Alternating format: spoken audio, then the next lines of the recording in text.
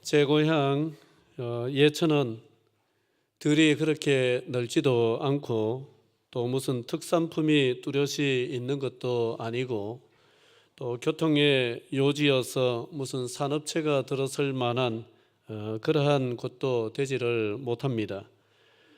그래서 사람들이 도시로 다들 떠나고 낙후된 지역으로 오래 지내왔습니다. 그런데 요즘 들어서 그 예천을 찾는 사람들이 상당히 많아졌습니다. 왜 찾게 되느냐? 개발이 안 돼서 찾더라고요. 낙후되어서. 그래, 도시 생활 하던 사람들이 심신이 지치니까 어떤 곳을 찾게 됩니까? 좀 콘크리트가 덜 보이는 곳, 좀 덜 복잡한 곳, 좀 한적하고 조용한 곳, 이런 곳을 찾다 보니까 개발이 덜 되고 낙후된 지역을 사람들이 찾게 되는데 제 고향이 딱 그렇거든요. 개발이 안 돼가지고 낙후돼가지고 사람들이 먹고 살 게 없다 이래 떠난 곳인데 너무 개발이 안 되다 보니까 자연이 그대로 살아있는 거예요. 특히 예천 쪽에 가면은 내성천이 이렇게 굽이굽이 흐르는데 이 내성천 하천이 참 예쁘거든요. 기분이 별로 안 좋으신 것 같은데 여러분, 제 고향이 예쁜 게 별로 마음에 안 드세요?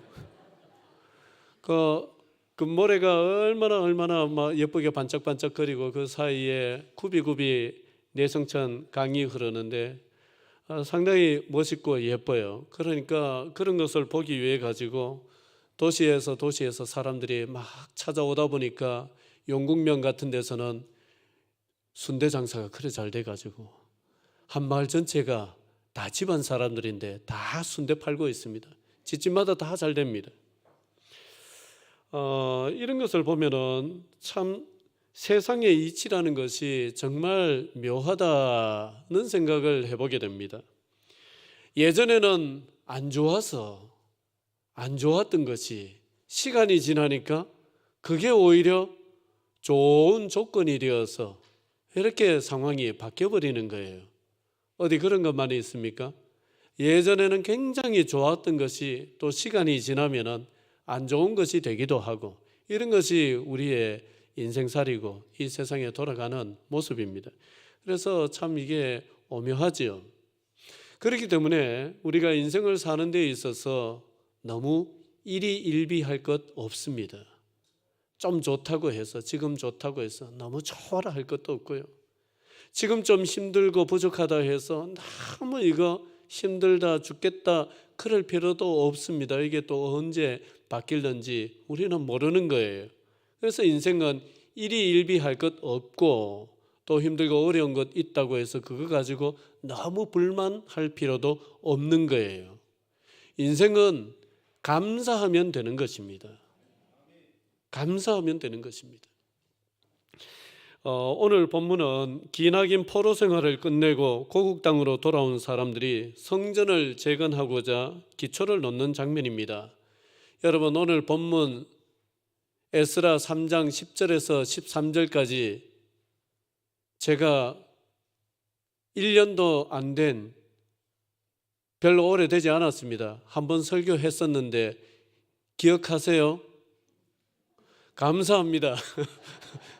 제가 작년 2023년 마지막 주일날 이 본문으로 설교를 해드렸습니다.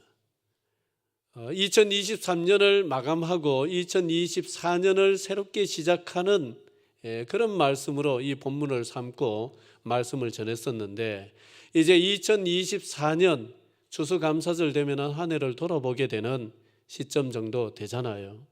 그래서 마치 봉투에 윗부분하고 밑에 부분을 여기도 풀칠해서 붙이고 밑에도 풀칠해서 붙이듯이 앞뒤를 비슷한 똑같은 말씀을 가지고 우리가 한번 지난 1년 동안 이 말씀으로 거의 시작하다시피 했는데 그 1년이 지난 마당에 우리의 삶이 과연 어떤가 다시 한번 이 말씀을 통해 가지고 우리를 돌아보면서 감사하는 시간을 가졌으면 좋겠습니다.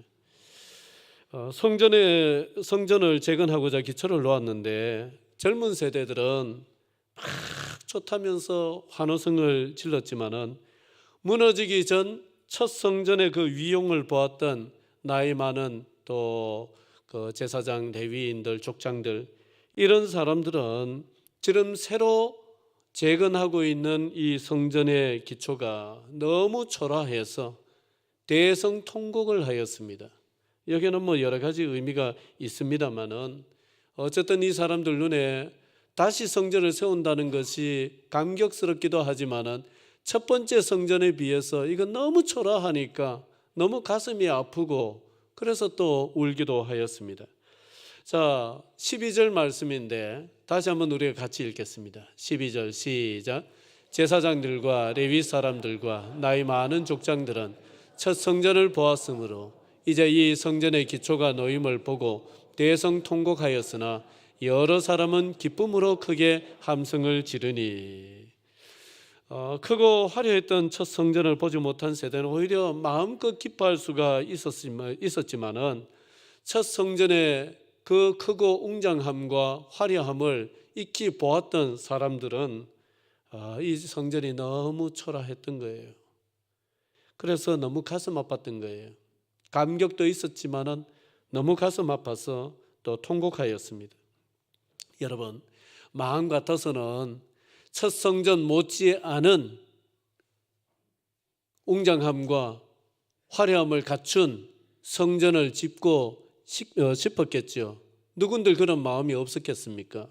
그러나 현실이 따라주지 않으니까 어쩔 수 없이 힘을 다해도 겨우 이 정도 성전밖에는 되지를 않았던 거죠. 여러분, 우리 인생이 원래 그렇지 않습니까? 우리 인생이 원래 그렇지 않습니까? 원래 우리 인생이라는 것이 원하는 만큼 될 때가 많습니까? 원하는 만큼 안 될 때가 많습니까? 여러분, 우리는 1년에 한 번씩 어김없이 이맘때쯤이면 이 자리에 모여가지고 추수감사절을 지킵니다. 그런데 추수감사절 10번, 20번, 30번 이래 지켜오면서 추수감사절 때 항상 나는 내가 생각했던 것보다 넘치도록 올 한 해 하나님의 은혜를 받아 누렸어. 마음먹은 거 다 되었어. 그렇게 추수감사절을 지킨 사람이 있습니까? 그러면요, 제가 여기서 설교할 필요 없어요. 저절로 감사가 되는데 뭐. 대부분은 그렇지 않은 거예요. 대부분은. 이번에 봉사부원들과 대마도를 다녀올 기회가 있었습니다. 저는 대마도를 꼭 한번 가보고 싶었는데 부산에 살면서도 한 번도 못 갔다가 이 의성 내륙 지역에 와가지고 대마도를 갔다 왔어요. 우리 봉사부원들 저를 데려가줘서 너무너무 감사합니다.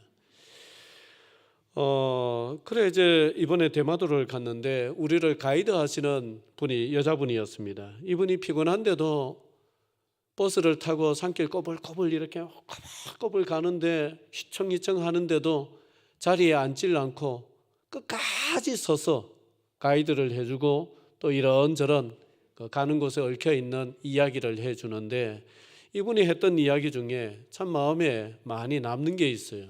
그게 누구 얘기냐 하면은 일본의 참 영웅이죠. 도쿠가와 이에야스 얘기를 하더라고요.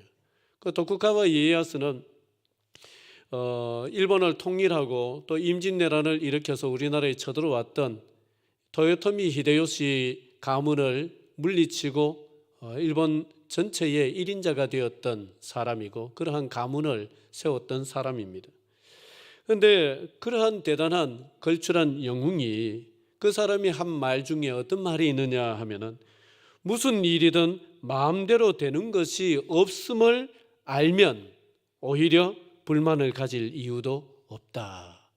이런 말을 했어요. 무슨 일이든 마음대로 되지 않는다는 것, 그게 인생살이라는 것을 알면은 불만이 별로 안 생긴다는 거예요.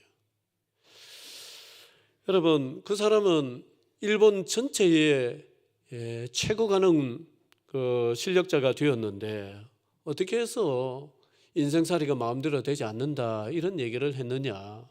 이 사람의 인생을 한번 더듬어 보면은 어린 시절, 아주 어린 시절에 나라가 힘이 없어서 자기 아버지가 영주였는데 힘이 없어가지고 힘센 영주 집에 볼모로 잡혀가서 거기서 볼모로 살았습니다. 그러다 보니까 언제 상황이 급변해서 자기 목이 달아날는지 제일 문제가 생기면 제일 빨리 볼모로 잡아놓은 사람 목을 치거든요. 그러니까 언제 자기 목이 달아날는지 모르는 이런 불안불안한 성장 과정을 겪었습니다. 그러니까 항상 눈치를 보면서 항상 지금 어떻게 돌아가는가 이걸 막 신경을 곤두세워가지고 신경 써야 되는 이런 삶을 살았던 거예요. 거기다가 이 사람이 나중에 영주가 되었지만은 또 그 오다 노부나가라는 최고 가는 실권자가 있어서 그 사람에게 밑비는 바람에 그 오다 노부나가가 뭐라고 얘기를 하냐면 네가 네 조강지처와 네 장남을 네 손으로 죽여라. 안 그러면 네가 죽는다. 그래가지고 자기의 조강지처와 자기의 장남을 자기 손으로 목베서 죽이는 이런 일까지 하면서 살아남은 사람이에요. 그러니 얼마나 힘든 인생을 살았는지 모릅니다. 그런 많은 역경을 겪으면서 이 도쿠가와 이에야스는 애당초 인생이라는 것은 마음먹은 대로 되는 것이 없다는 것을 익히 깨달았습니다. 그것을 깨닫고 나니까 일이 잘 안 풀려도 불만을 많이 가지지 않는 이런 마음이 되더라는 그런 고백의 말이었습니다. 여러분 그렇지 않습니까? 우리의 인생도 마음대로 되는 것이 없는 것이 원래의 우리 인생입니다. 올해 마음대로 인생이 되었습니까? 간혹 그런 분도 있을 겁니다. 생각하는 게 거의 다 이루어졌다. 그러나 정말 극히 드문 사람입니다. 대다수는 한 해 동안 많은 일이 있었지만은 마음대로 되지 않아서 신경이 쓰이고 또 속상하기도 했고 그런 일들이 많았을 겁니다. 여러분, 나만 그런 게 아닙니다. 내 옆에 아무렇지도 않게 앉아있는 내 옆에 있는 이 사람도 아마 그런 인생을 살았을 거예요. 내만 그런 인생이 아니었습니다. 원래 인생이란 것 자체가 마음먹은 대로 되는 게 아닌 것이 원래 우리 인생의 모양새입니다. 여러분, 그렇기 때문에 이것을 이해를 하고 그것을 받아들이면은 마음이 편해져요. 내 혼자 복이 없어서 이렇다 그게 아니라 내 옆에 있는 사람도 누구도 다 비슷한 나와 비슷한 인생을 살아가고 있고 올 한 해도 그런 인생을 살아왔다. 여러분 그걸 아시기 바랍니다. 내 혼자 그런 게 아닙니다. 다 그렇습니다. 여러분 저는 안 그런 것 같아요. 앞에서 설교하면서 생글생글 억지로 입꼬리를 끌어올린다고 제가 지금 얼마나 신경 쓰고 있는지 압니까? 그래도 잘 안 올라가죠. 여러분 이렇게 앞에서 생글생글 웃으면서 이런 얘기를 하는 저도 마찬가지입니다. 똑같아요. 들여다보면은. 그런데 이걸 인정하고 받아들이면은요, 불만이 줄어들고요. 거기서부터 비로소 감사가 시작되는 거예요. 다 같이 해볼까요? 인생은 원래부터가 마음대로 되는 게 아니다.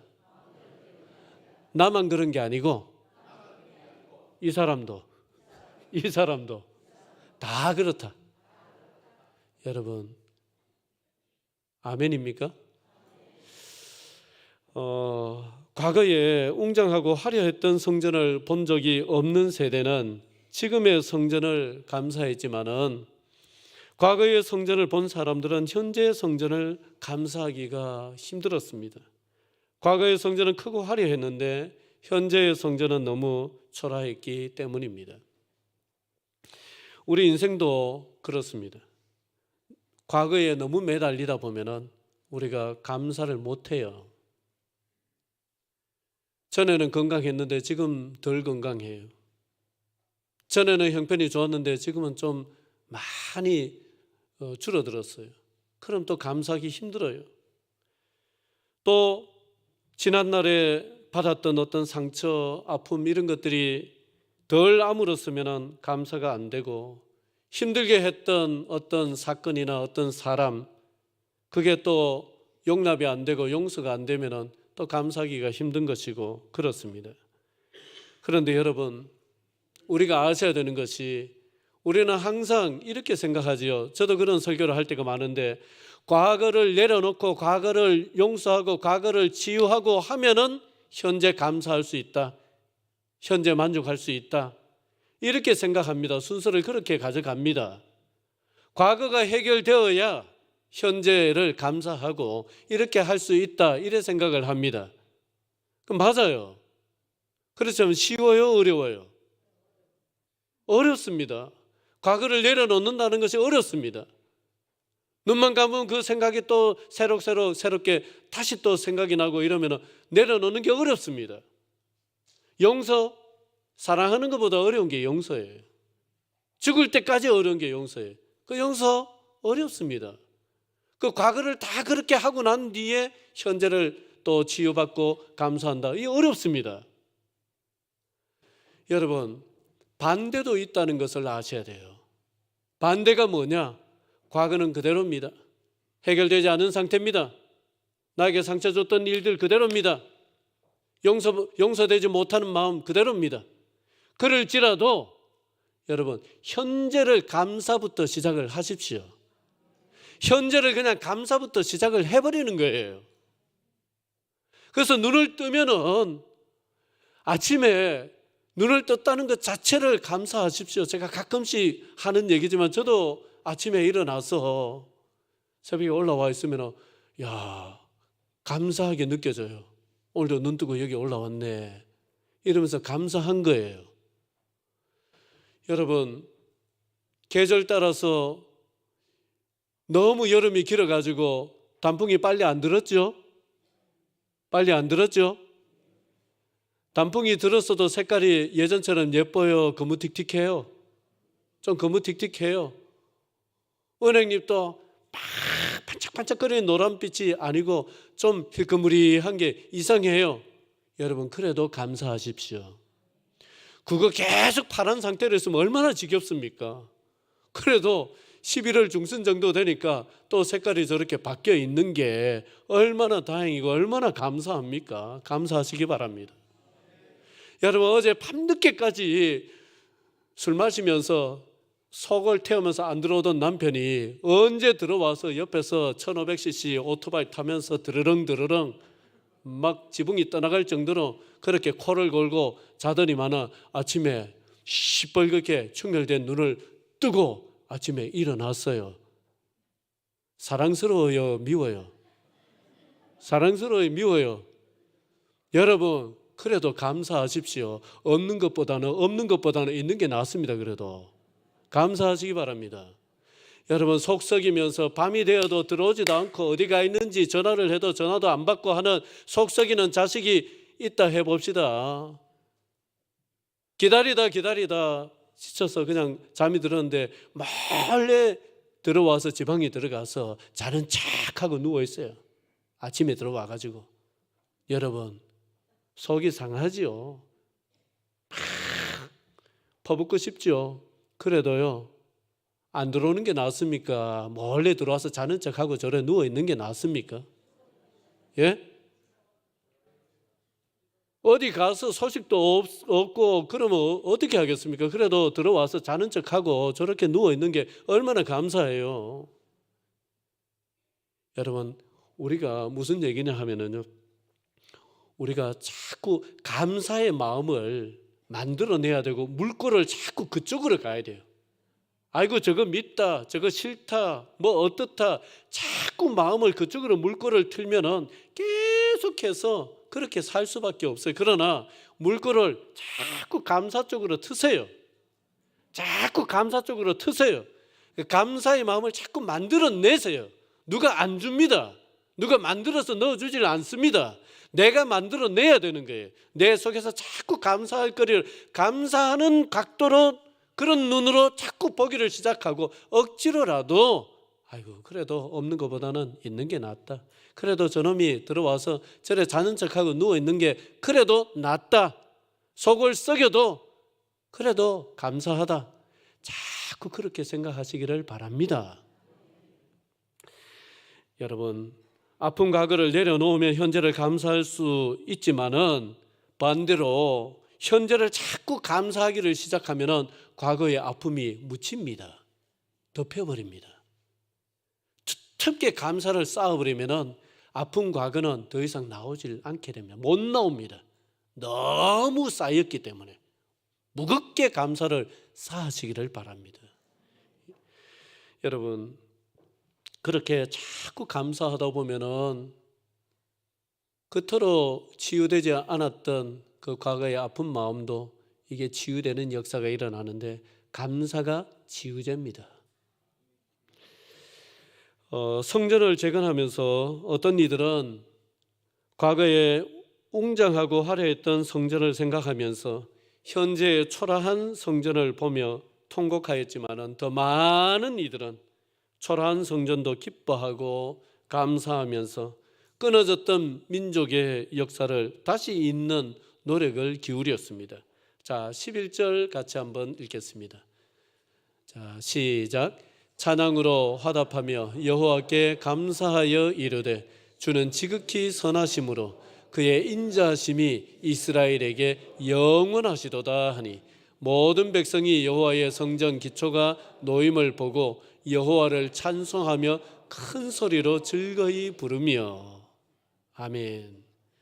여러분, 찬양으로 화답하며 여호와께 감사하여 이르되 주는 지극히 선하심으로 그의 인자하심이 이스라엘에게 영원하시도다.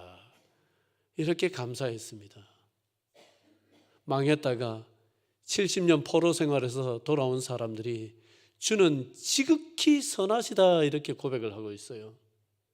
과거에 화려했던 웅장했던 성전에 비하면 지금 이렇게 초라한 성전을 지을 수밖에 없는 형편으로 쪼그라들었지만은 그러나 하나님이 베푸신 인자하심이 영원하시다 이렇게 고백하고 있습니다. 얼마나 놀랍습니까? 감사는요, 끊어진 역사를 다시 잇는 통로가 될 수가 있고 길이 끊어진 곳에 새로운 길을 여는 능력이 될 수가 있습니다. 벌써 20년도 더 된 일입니다. 서울 온누리교회에서 열린 치유 세미나에 갔었는데 어떤 목사님이 강사로 앞에 나왔어요. 그 젊은 목사님이었어요. 그런데 이 목사님이 자기를 소개를 하는데 저는 이혼한 목사입니다 이렇게 소개를 하더라고요. 그때 저는 어떤 그런 것을 이해할 만한 어떤 마음의 어떤 카테고리가 없었어요. 목사인데 이혼을 했다? 그게 이해가 잘 되지를 않았습니다. 그때로선 적잖은 충격이었고 이혼한 분이 목사직을 계속 할 수 있는가? 그러한 생각부터 시작을 해서 아니 어떻게 온누리교회라는 교회는 이혼했는 목사님에게 사역을 할 수 있도록 저런 목사님을 또 청빙을 해서 사역을 하도록 하는가? 어쨌든 그때까지 제가 가지고 있었던 어떤 그 경험치 가지고는 처음 경험하는 상황이니까 또 처음 경험하는 사례니까 이해가 되지를 않았습니다.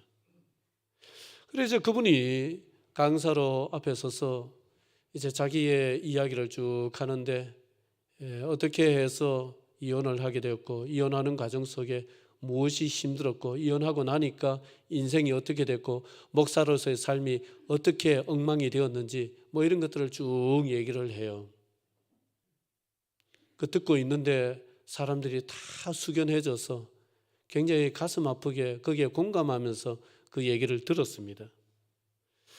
그리고 또 현재에 어떤 사역을 하고 있는가, 현재 사역하고 있는 것을 얘기를 하는데 그분은 어떤 사역을 하느냐, 뭐 여러분들이 짐작이 가시겠지만은 이혼 위기에 놓여 있는 성도들, 그리고 교회는 안 나오지만 친구 소개로 이혼 위기에 놓여 있어서 상담하러 왔는 사람들, 그리고 이혼을 해서 이혼한 지 얼마 되지 않아서 그 이혼의 아픔과 또 모든 것이 엉망이 되어 있는 여러 가지 인간관계들, 가족들과 관계들, 이런 것 때문에 혼란과 어려움을 겪는 사람들, 그런 사람들을 대상으로 사역을 하고 있다는 그런 얘기를 하였습니다.